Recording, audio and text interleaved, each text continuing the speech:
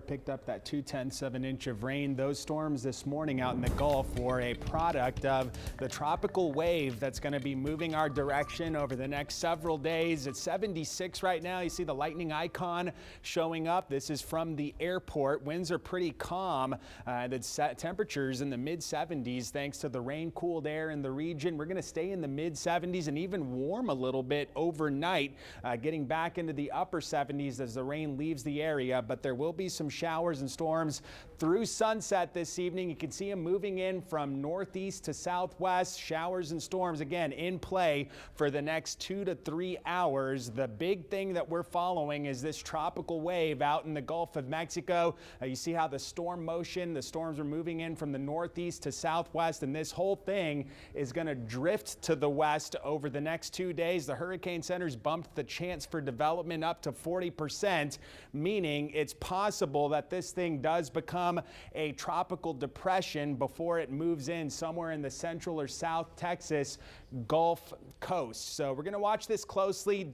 Doesn't really matter what it's going to be called by the time it moves in. It's not going to be a wind threat, but if it does become a tropical depression, all that means is that we have a closed low pressure center with some storms around it, and the winds would be under tropical storm force, so less than 39 miles per hour, and it would not get a name if it does not reach tropical storm status. So the spaghetti plot on this, a lot of congruency over the next 24 hours. This thing's going to move to the west or south of west and head toward the Texas-Mexico border. But after that, on Thursday, this is going to take a sharp north turn, and you see the central to south part of the Texas Gulf Coast could all receive this thing if it does become developed, and then it continues to move to the north on Friday. By that point, we'll be done with the rain from this, but the rain forecast is going to hinge on what path the center takes. So the least amount of rain would be a quicker turn to the north toward Houston on Thursday.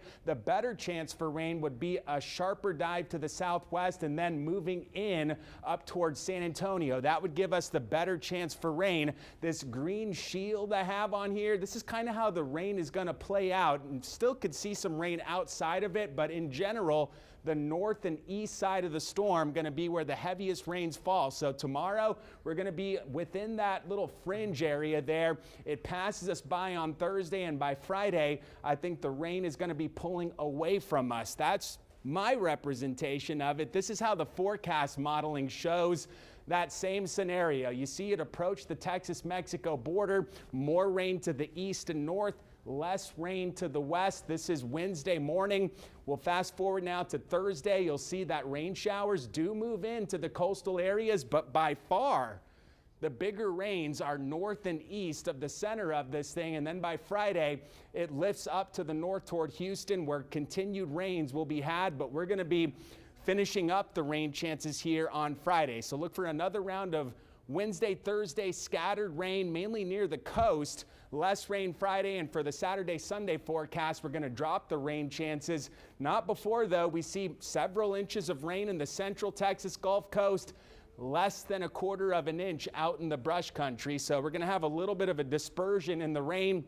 And we still have this boomer bust factor depending on how this moves in. I want to unpack this graphic a little bit because it shows the highest probabilities for rainfall ranges. So I think still at this point the best chance is going to be for a 1/2 inch to 1 inch in Corpus Christi. If something changes, that low moves farther west, it's possible that we still get several inches of rain out of this. My takeaways on this thing are, number one, it's a beneficial rain chance through Friday, July the 1st. Some locations could get several inches of rain.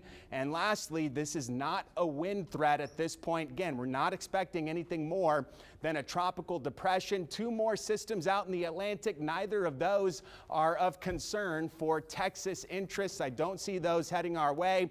We'll get some heat back into the weekend as we dry up. 90s for the 4th of July weekend with heat index values near 105. And again, those rain chances going to be in play Wednesday, Thursday. A little bit of a lingering activity on Friday. And then for the weekend and early next week, it's back to the mainly sunny skies with highs in the 90s. Mike? All right, a lot of stuff there. Thanks, Alan.